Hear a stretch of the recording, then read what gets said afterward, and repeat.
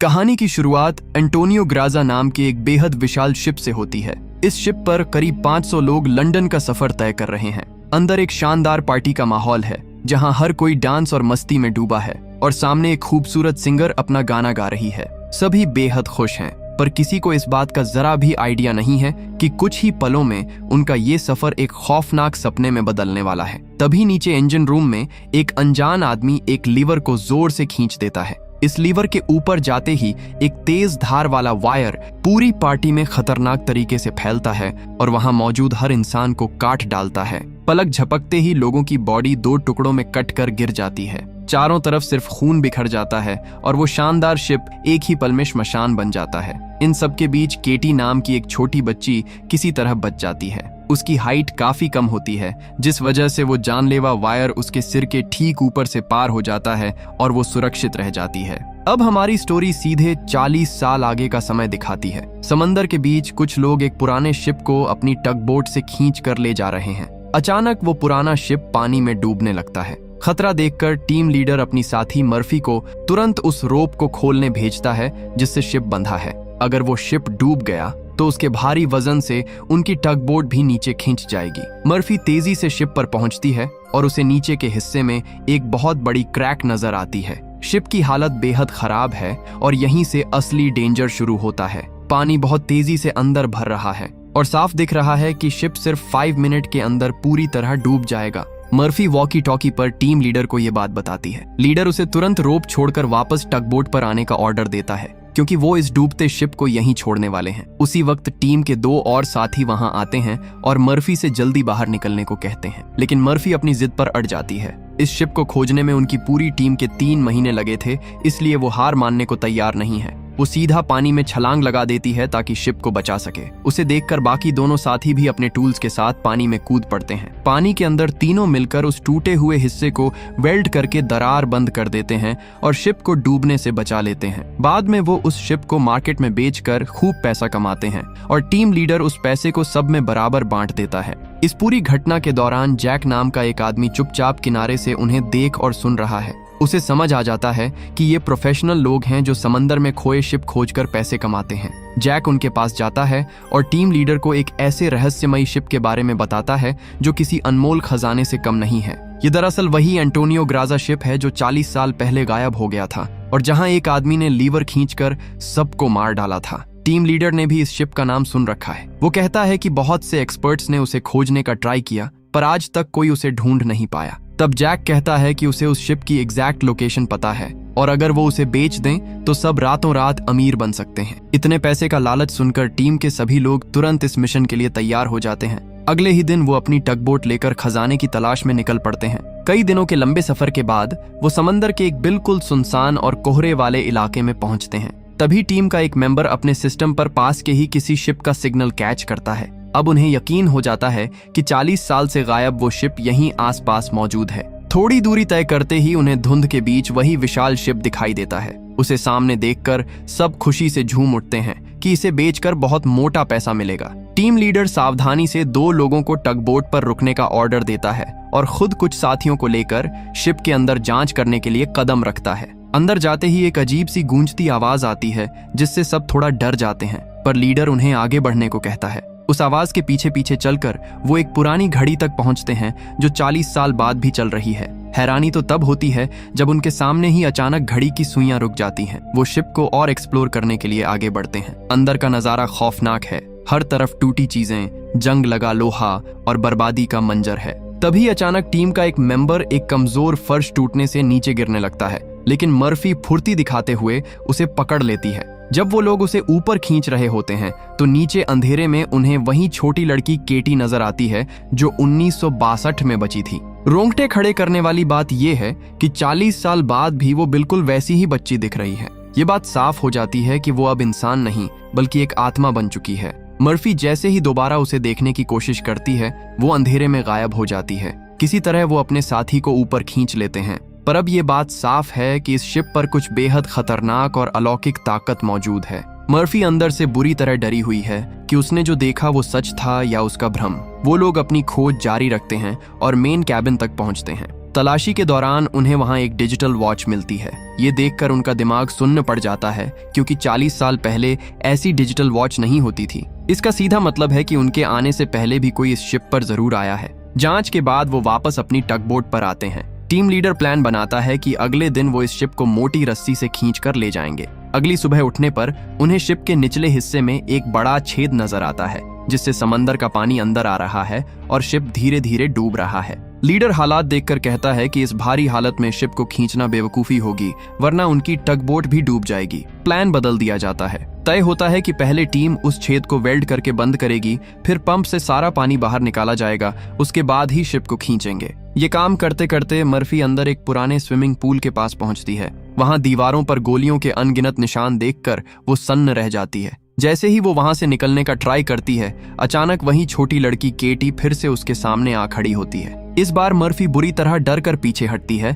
और उसका पैर फिसलने से वो सीधे स्विमिंग पूल में जा गिरती है। मामला अब डर से आगे बढ़कर खतरनाक हो चुका है। पूल में गिरने से उसका सिर फर्श से टकराता है और खून बहने लगता है। पर सबसे खौफनाक बात यह है कि पूल का फर्श उस खून को तुरंत ऐसे सोख लेता है जैसे वो जिंदा हो। मर्फी ऊपर देखती है तो लड़की गायब है और उसकी जगह किनारे पर जैक खड़ा है। दोनों के वहां से जाते ही पीछे से वो स्विमिंग पूल पूरी तरह खून से भर जाता है। मतलब साफ है, ये शिप खाली नहीं है, यहाँ कुछ बेहद खौफनाक मौजूद है। दूसरी तरफ टीम लीडर जांच करते हुए कैप्टन रूम तक पहुंचता है। अंदर का सारा सामान टूटा फूटा और बिखरा पड़ा है। कमरे की तलाशी में उसे एक टेबल पर वाइन बॉटल और एक भरा हुआ ग्लास रखा दिखता है, जैसे कोई अभी अभी पीकर गया हो। लीडर गलती कर बैठता है और बिना सोचे वो ग्लास पीने के लिए उठाता है। तभी सामने मिरर में उसे पुराने कैप्टन की भयानक आत्मा खड़ी नजर आती है। डर के मारे उसका हाथ कांपता है, ग्लास जमीन पर गिरकर टूट जाता है और वो जान बचाकर वहां से भागता है। ऐसी खौफनाक घटनाएं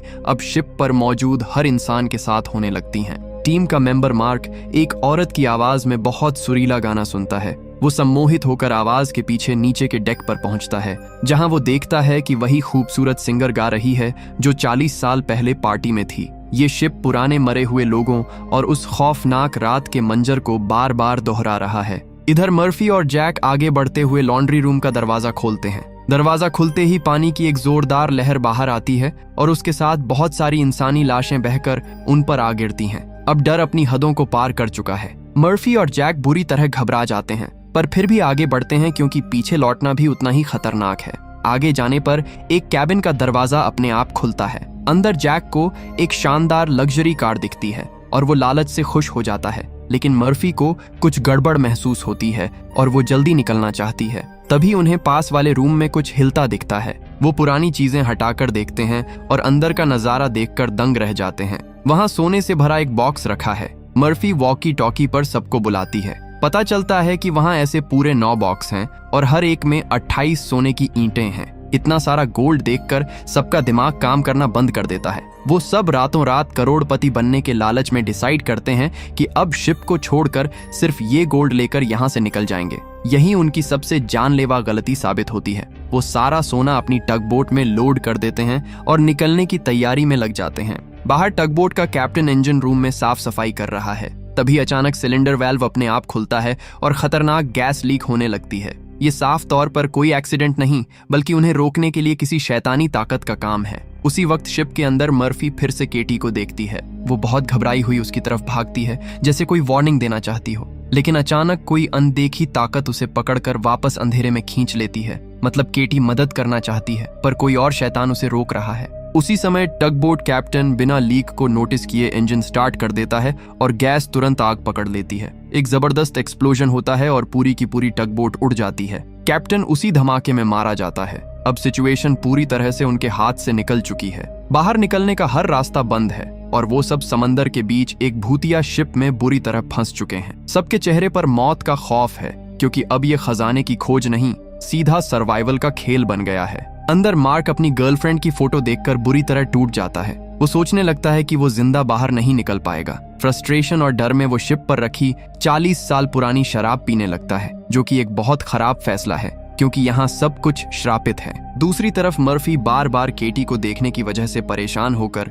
पूरा सच जानने का फैसला करती है। वो पुराने पैसेंजर्स की डिटेल्स चेक करके केटी के कमरे तक पहुंच जाती है। यहीं से इस शिप का असली खौफनाक सच खुलना शुरू होता है। मर्फी जब क्लोजेट खोलती है तो अंदर केटी की लाश देखकर दहशत से भर जाती है। मर्फी अपनी हिम्मत जुटाकर केटी के गले से एक पुराना लॉकेट निकालती है। जैसे ही वो उसे खोलती है, अंदर केटी की अपने पेरेंट्स के साथ फोटो होती है। ये देखकर वो हैरान रह जाती है। तभी पीछे से केटी की आवाज गूंजती है, लॉकेट बंद मत करो, मैं इतने सालों बाद अपने मम्मी पापा को देख रही हूँ। अब ये साफ है कि मर्फी एक भटकती आत्मा से बात कर रही है। जब वो लॉकेट केटी को देने का ट्राई करती है तो वो उसके हाथ के आर पार निकल जाता है। केटी उसे सारा सच बताती है। वो कहती है कि इस मनहूस शिप पर बहुत सी आत्माएं सालों से फंसी हैं। जब तक सबको कंट्रोल करने वाले उस शैतान को नहीं मारा जाएगा, कोई यहाँ से आजाद नहीं होगा। मर्फी पूछती है कि वो आदमी कौन है, पर जैसे ही केटी उसका नाम बताने लगती है, अजीब और घिनौने कीड़े पूरे डेक पर फैलने लगते हैं। केटी डर जाती है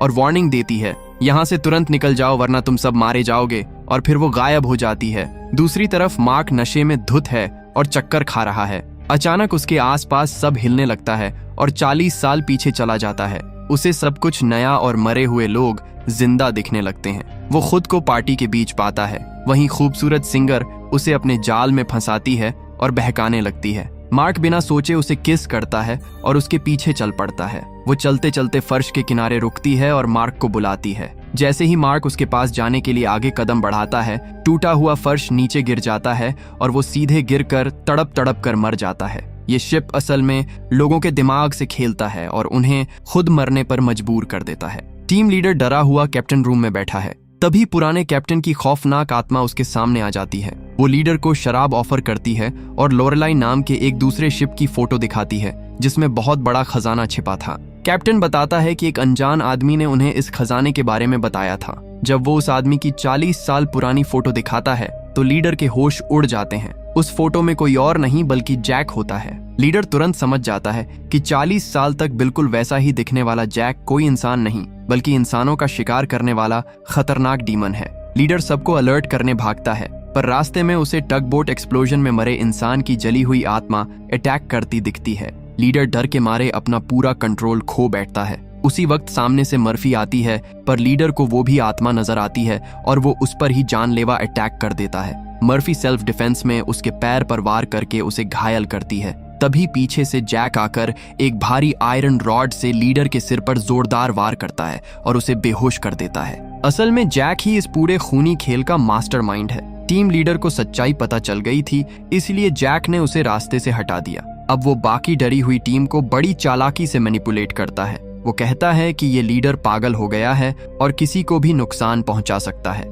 बाकी लोग बिना सोचे जैक की बातों में आ जाते हैं और बेहोश लीडर को पानी के टैंक में फेंक देते हैं। इसके बाद वो सब शिप के छेद को वेल्ड करके पंप से पानी निकालने में लग जाते हैं। इधर मर्फी नोटिस करती है कि मार्क कहीं नजर नहीं आ रहा। वो उसे ढूंढने निकलती है। तभी केटी की आत्मा आकर उसे बताती है कि मार्क मर चुका है। फिर केटी अपना हाथ मर्फी के कंधे पर रखती है और उसे सीधा 1962 की उस भयानक रात में ले जाती है। अब मर्फी अपनी आंखों से असल सच्चाई देखती है। उस रात शिप पर कोई एक्सीडेंट नहीं बल्कि एक बड़ा ब्लड मैसेकर हुआ था। कुछ क्रिमिनल्स सारा गोल्ड लूटने के लिए शिप पर आए थे और उन्होंने सबको बेरहमी से मार डाला। छोटी केटी को भी फांसी दे दी गई। सबसे बड़ा ट्विस्ट ये होता है कि इस पूरी लूट की असली मास्टरमाइंड वो लेडी सिंगर ही थी। उसने सबको मरवा दिया ताकि गोल्ड सिर्फ उसका हो। पर अचानक एक और आदमी सामने आता है और सिंगर को आयरन चेन से लटकाकर मार देता है। वो असली मास्टरमाइंड कोई और नहीं, जैक ही था। मर्फी को जैक का पूरा प्लान साफ समझ आ जाता है। शिप डूब रहा था और उसे ठीक करने के लिए एक्सपर्ट लोग चाहिए थे, इसलिए जैक ने इन्हें यहाँ फंसाया। काम निकल जाने के बाद अब वो सबको मारना चाहता है। मर्फी को अपनी गलती का एहसास होता है और वो भागकर टीम लीडर को बचाने टैंक के पास पहुंचती है, पर बहुत देर हो चुकी है। टैंक पानी से भर चुका है और लीडर मर चुका है। मर्फी तुरंत डॉज को ढूंढती है और उसे साफ साफ बता देती है कि जैक डीमन है, उसे देखते ही गोली मार देना। जैक सामने आते ही डॉज बिना सोचे गन निकालकर ट्रिगर दबा देता है। जैक पीछे गिर जाता है और डॉज उसे मरा हुआ समझकर चला जाता है, जबकि जैक अभी भी जिंदा होता है। उधर मर्फी को अपना दूसरा साथी भी पानी में मरा हुआ मिलता है। अब पूरी टीम में सिर्फ मर्फी और डॉज बचे हैं। मर्फी एक बड़ा फैसला लेती है कि इस मनहूस शिप को हमेशा के लिए खत्म करना पड़ेगा और वो जगह जगह एक्सप्लोजिव लगाने लगती है। डॉज आकर कहता है कि मैंने जैक को मार दिया है। मर्फी उसे रोकते हुए बताती है कि जैक डीमन है वो इतनी आसानी से नहीं मरेगा, हमें शिप को उड़ाना ही होगा। डॉज लालच में आकर कहता है कि ऐसा करने से हमारा गोल्ड भी चला जाएगा। मर्फी साफ जवाब देती है कि वो गोल्ड असली नहीं है, वो सिर्फ जैक का बिछाया हुआ ट्रैप है। वो अपने फैसले पर अड़ी रहती है। जैक समझ जाता है कि मर्फी किसी की नहीं सुनेगी। वो अपना असली और खौफनाक शैतानी रूप दिखाता है और बताता है कि डॉज तो पहले ही मर चुका है। मर्फी जिस डॉज से बात कर रही थी वो भी सिर्फ एक इल्यूजन था।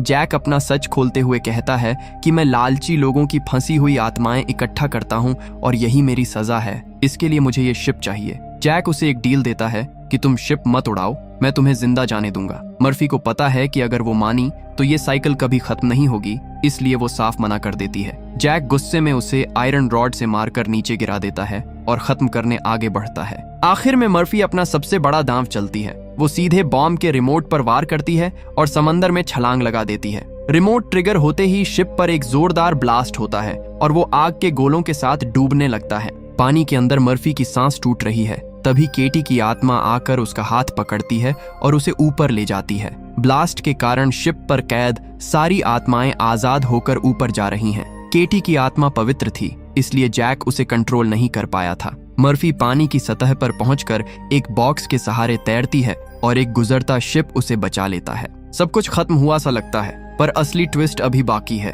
एम्बुलेंस में बैठी मर्फी जब खिड़की से बाहर देखती है तो उसका दिमाग सुन्न पड़ जाता है। जैक अभी भी जिंदा है और वो आराम से सारा गोल्ड एक दूसरे शिप में ले जा रहा है। शिप डूब गया पर सिस्टम नहीं टूटा। बुराई अभी भी जिंदा है और जैक फिर नए लोगों को फंसाएगा। इस तरह से ये कहानी यही खत्म ही जाती है। तो दोस्तों, आपको ये कहानी कैसी लगी कमेंट करके जरूर बताना और इसी तरह की कहानियों के लिए हमारे चैनल को सब्सक्राइब जरूर करना।